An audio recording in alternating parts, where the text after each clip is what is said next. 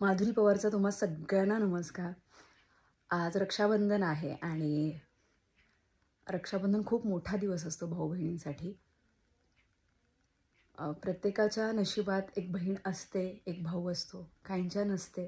काहींची नाती भाऊ-बहिणींची नंतर कालांतराने परमेश्वर तयार करतो आणि ती जपून पण ठेवतो.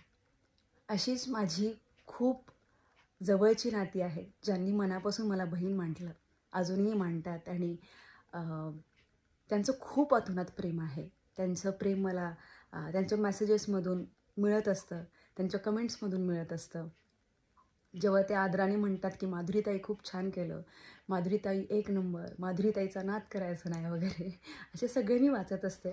तेव्हा मला एक बहीण म्हणून खूप अभिमान वाटतो आणि खरं तर जे मला कधीही भेटलेले नाही आहेत आत्तापर्यंत, तर पण ते मनापासून मला